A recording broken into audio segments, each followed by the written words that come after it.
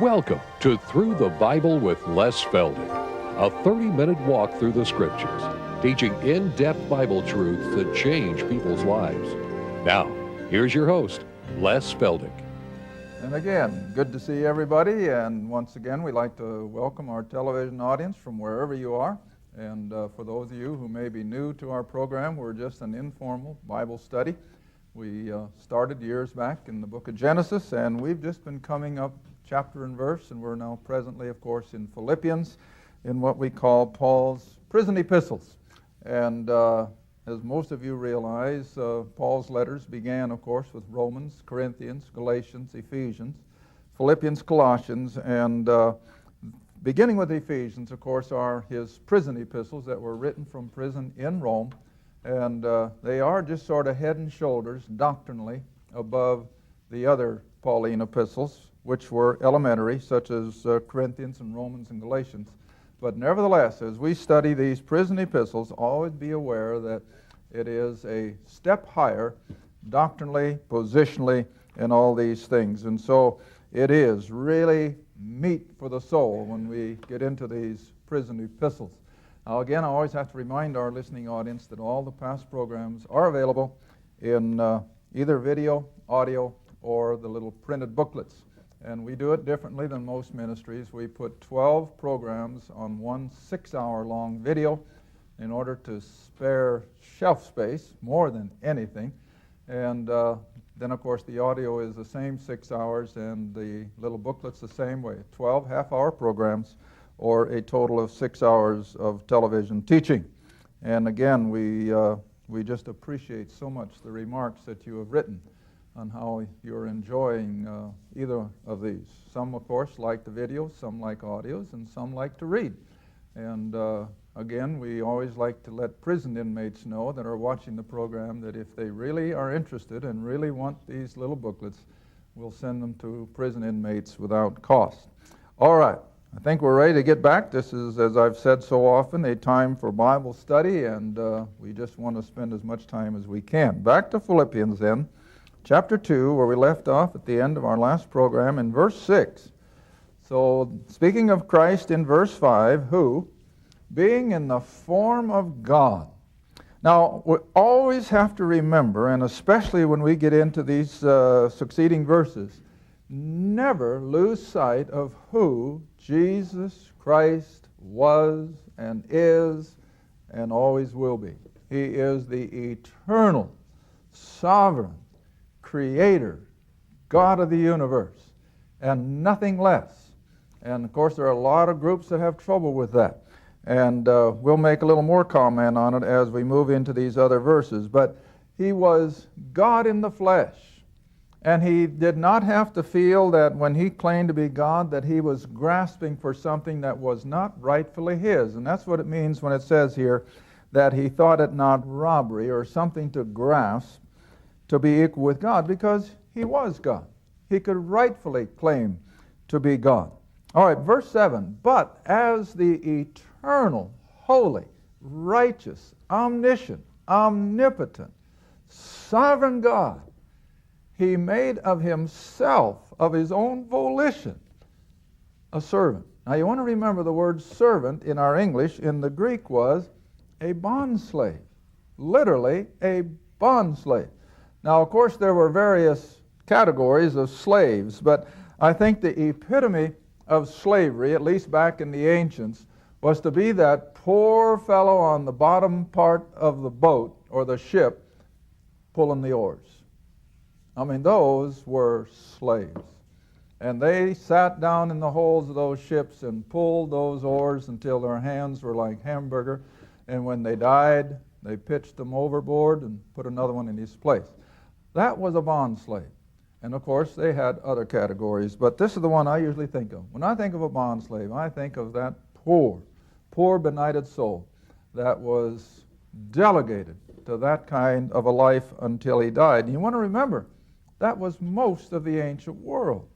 Very few enjoyed the comforts of life. That was just a small percentage of the wealthy and in the aristocracy, which, of course, precipitated the likes of the French Revolution. This is exactly what precipitated. Not that it was right, but the masses have been held down and have been caused so much suffering for so long that finally it just, like a seething pot, it just boils over. But whatever. Christ made of his own volition himself a bondslave at the very lowest of human categories, made in the likeness of men. Now, come back with me to Genesis chapter 18, which I usually teach as an event in the Old Testament account to show us so graphically how God would come down and appear to the patriarchs in human form. But of course, back here in the Old Testament, it was temporary. Genesis 18. Here in the Old Testament, it was temporary. And as soon as he had accomplished that particular purpose for coming down and appearing to, in this case, Abraham, he would just simply disappear and go back into glory, into the Godhead. But he still appeared to these people in human form, which was all just a precursor of when he would finally come in the flesh, not to just be a poof and out of their sight, but to be confined to that body then of flesh and bone for, I feel, all eternity. All right, but here in chapter 18 of Genesis, it's been a long time since we've taught it, on television at least. And so verse 1, the Lord, that's Jehovah, that's God the Son in the Old Testament terminology. And so Jehovah appeared unto him, Abram, in the plains of Mamre as he sat in the tent door in the heat of the day. And he lifted up his eyes and looked, and lo, three what? Men. Now, men have always looked like men. There wasn't a time when they had funny-looking ears and bulbous eyes and all that. Men have always looked like men. And these men did not have wings. They did not have glowing halos around their head. They were three ordinary, wayfaring men from outward appearances, see? All right, but you move on down, and you'll see where Abram runs, and he says, let a little water, I pray you, verse 4. Be fetched and wash your feet, see? Ordinary human feet. Rest yourselves under the tree. And then you come on down to verse 8. I'm doing this just for sake of time. He took butter and milk and the calf which he had dressed, set it before them, these three men. And he stood by them under the tree, and all three of them what? They ate.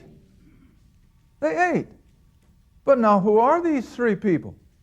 Well, one is the Lord himself, and the other two are angels. But see what happens? They came down in human form, came walking up the path, or whatever the case may be, to Abram's tent, and Abram recognized them as wayfaring strangers, of course, and showed his Middle Eastern hospitality, fixed a meal for them, and filled their water bottles or whatever, and then he says, you can be on your way. Little did he know, of course, that one of them would be Jehovah God himself. Now, it's the same way with Jacob. Jacob wrestled with a man. Not some enigma, not some figment of his imagination, as the scoffers would say. Jacob wrestled with a flesh-type human being. But it was the Lord in a temporary appearance, and then he went up from him. All right, but now you see, when he comes by way of the virgin birth, he is the same God, but instead of just all of a sudden making a poof and disappear from their sight, he comes all the way through the birth of a woman. He comes through his childhood. He comes into manhood. And he begins his ministry at the age of 30 and begins then to show by his signs and wonders and miracles his deity, who he really was. But every time somebody looked at him or had a meal with him, he didn't just suddenly disappear. He was there. And they could touch him. They could shake hands with him. They could eat with him. But yet, as he was on the roaring waves of Galilee, he could step out into the open, raise his hand, and simply say, peace be still. And what happened? The wind died down and the waves slowed up, and the disciples were just amazed. And what did they say? What kind of a man is this, that even the wind obeys his voice? Well, I'll tell you what kind of a man he was. He was God. He never stopped being God. In the womb of Mary, he was still God. As he was the little child playing on the streets of Nazareth in the carpenter shop, he was God. And as he confounded the doctors at the age of 12 there at the temple, he was God. See? And never lose sight of that.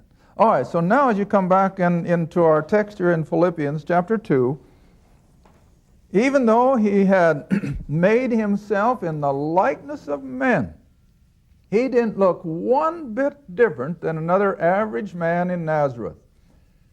He didn't look any different than the average Jew during his 3 years of earthly ministry. They couldn't look at him and say, oh, that's the God-man. No, they couldn't do that. He looked just as normal as anybody else. But when the particular situation demanded it, he could show his deity, that he was God in the flesh. All right, now the next verse, verse 8. And being found in fashion as a man, from all outward appearances, from all his daily activity, he was just a man. And not only an upper echelon man, a lower echelon man. Now you want to remember, Joseph and Mary in Nazareth were probably next to poverty. I was just reading an account again the other day of a family in Israel, and where the father was a wood craftsman, just barely eking out an existence. Well, I'm sure it's always been that way. So he did not live in a family and a home of wealth. It was abject poverty. He lived as a bondslave, a servant. That was his level amongst humanity. All right, so being found in fashion, again, verse 8, as a man, he humbled himself. No one else did it. In other words, the governmental authorities of Rome didn't humble him. The priesthood in Jerusalem didn't humble him. Even God's, as we think of God in his heaven, didn't humble him. He humbled himself. It was of his own free will, of his own volition, he brought it all to pass. Now another verse comes to mind, and I didn't intend to use this one, I really didn't, but Acts, and we have used it before, Acts chapter 2. Acts chapter 2, dropping down to verse 22 and 23. Acts 2, verses 22 and 23. You'll recognize it as soon as you see it. You all there? And Peter is preaching the day of Pentecost. And he says, ye men of Israel, hear these words. Jesus of Nazareth, the one I've just been talking about, the carpenter's son. A man, see? Peter doesn't call him the God-man, a man. Approved of God among you by miracles and wonders and signs, which God, in his whole triune being, of course, which God did by him in the midst of you, that is, up and down the towns and villages of Israel, as you yourselves also know, because most of them had seen at least some of those miracles. But now verse 23, him, Jesus of Nazareth, being delivered, that is, up to the cross, by the determinate counsel and foreknowledge of God. Now what does that determinate counsel mean? God had programmed it. God had drawn the blueprint that when man would sin, he would provide a Redeemer. And that Redeemer would have to go to a Roman cross.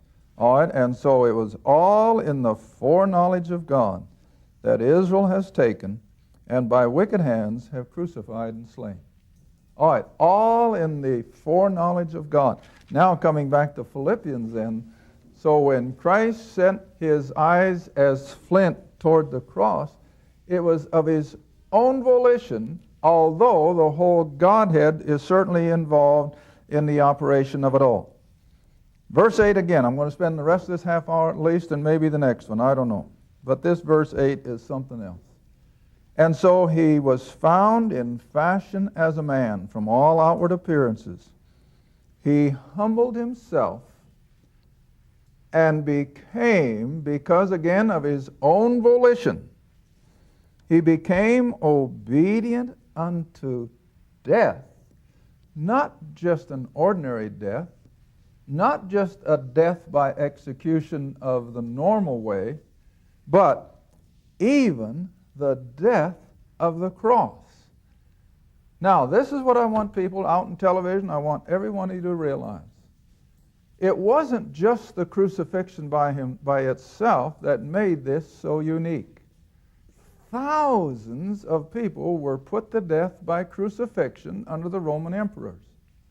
Nero at one time had 2,000 crucified and placed on each side of one of the Roman roads so that he could ride up and down between them with his chariot and gloat at their suffering. So you see, the crucifixion alone was not what made our faith in the gospel unique. But I'll tell you what made it different from everything else. And if I don't teach anything else today that will sink into the minds of people, this is what I want it to be. That when Christ died on that Roman cross, every sin of the whole human race, from Adam until the last person before we go to eternity, was laid on him. Now imagine, all the horrible sin and guilt of a Hitler was laid on Christ. Every sin and thought and deed of a man like Nero was laid on him. And every wicked person that you can ever conjure up in your mind, every sin was laid on him on that cross. That's what we mean by the death of the cross. Now you see, nothing, no one, short of the power and the might and the holiness of an omnipotent Creator God could have even thought of doing such a thing. And as I said in my first program, I laid awake part of the night last night mulling this over. Listen, there is not another religion, if you want to call it that, on the face of this earth that can claim to have someone within their belief system that could claim to have all the sins of the world placed upon him. Muhammad couldn't do it. He was human. Regardless of what the Muslims may think, he was still human. The head of the Buddhist religion couldn't do it. The head of Hinduism couldn't do it. The head man of Shintoism couldn't do it. Joseph Smith couldn't do it. Or any of these other cult leaders. There has never been another individual that could have ever come close to taking every sin of every human being and have it put on him. Now this is what we have to understand. Now look at a verse in 2 Corinthians. And maybe this will just sort of explode in your mind. I hope it will. 2 Corinthians chapter 5, verse 21. A verse I'm sure you all know, but do we really contemplate the impact of a verse like this? What does it really say? 2 Corinthians chapter 5, verse 21.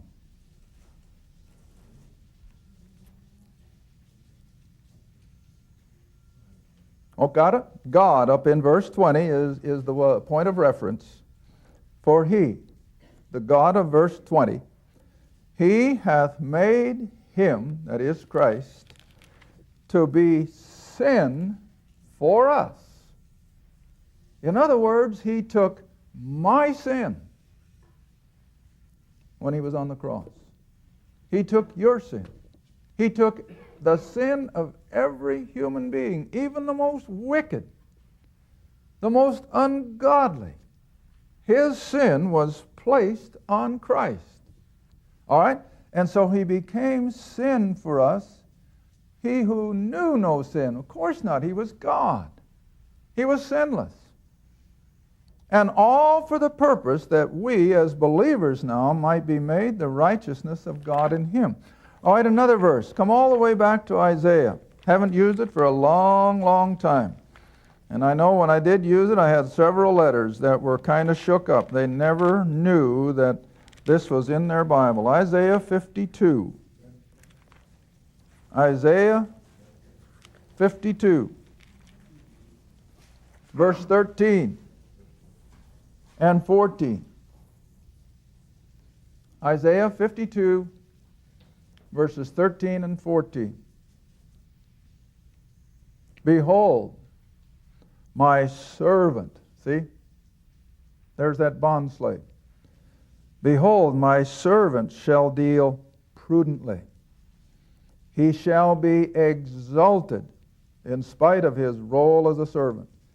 He shall be exalted and extolled and very high. And we're going to see this a little further on in Philippians. But now look at verse 14. You'd be surprised how many people don't know this in their Bible. As many were astonished at thee, his visage, his outward appearance, was so marred or disfigured more than any man, and his form, his whole bodily appearance was so disfigured, it was so marred, it was so utterly distorted than anyone who had ever experienced in human history. Now, you know what that tells me? No wonder Mary couldn't figure out that it was Jesus. Because again, put yourself in her shoes. This is what she saw hanging on the cross as they left to go home. This is what they had as a mental picture of the Christ hanging on the cross before Joseph of Arimathea put him in the tomb. And then to suddenly wake up and in the dim early light see someone standing there who looked very normal. Do you see what I'm driving at? This is why she couldn't comprehend that it was him. Because now, of course, he had now come back in his resurrected body, looking very normal. That's why she thought he was the gardener. But listen, the sins of this world were all placed on him. And that's what makes this verse in Philippians so outstanding.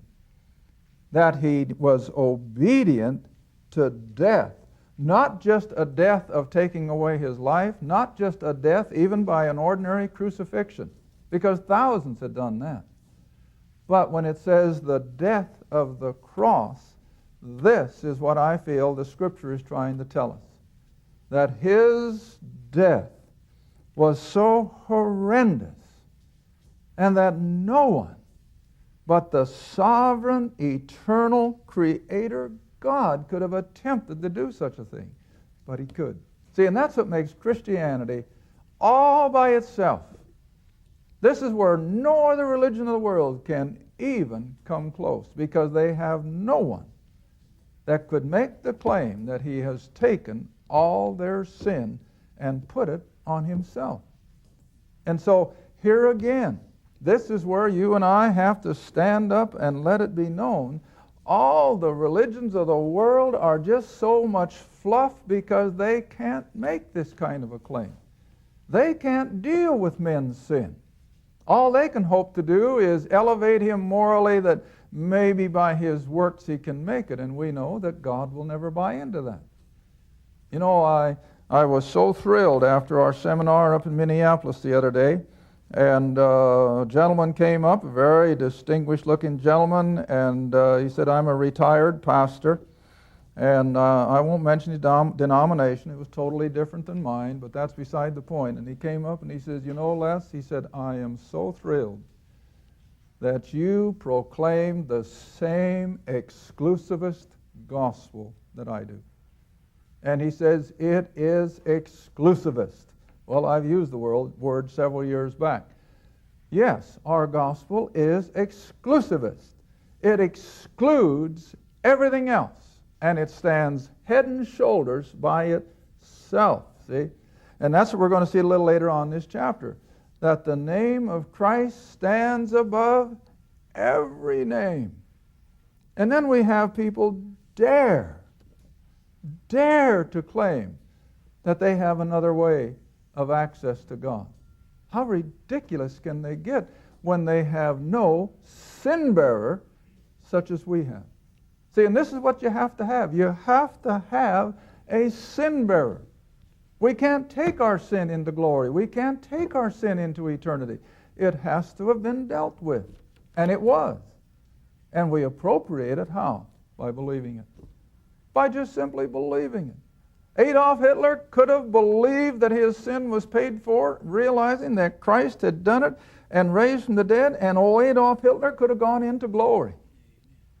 Horrible individual that he was. His sins were already paid for. They were already laid on Christ. But you see, he no doubt rejected it in unbelief.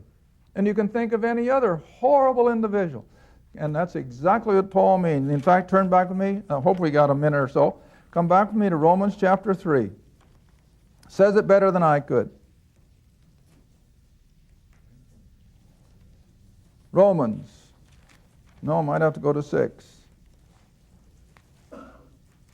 Yeah, Romans chapter 5. I'm sorry. Romans 5. Oh boy, got 30 seconds. Turn over fast. You got it, honey? Romans 5, verse 20. Moreover, the law entered that the offense or sin might abound. But where sin abounded, grace did much more what? Abound. So no matter how heinous the sinner, no matter how heavy his sin load, it's all been laid on Christ because he was obedient unto death. But not just a death by crucifixion, a death that suffered the sin of the whole world. And this is what sets us apart. No one else can make a claim like that. And so always remember, he was obedient even to the death of the Bible cross. with Les Feldick. Through the Bible is a partner-supported ministry. If this program has been a help to your study of the Scriptures and you'd like to see others enjoy the teaching, your support would be greatly appreciated. Write to us at Les Feldick Ministries, Route 1, Box 760, Kinta, Oklahoma 74552, or call 1-800-369-7856. Remember, all programs are available in printed form, audio cassette, and videotape. Be sure to tune in next time to Through the Bible with Les Feldick.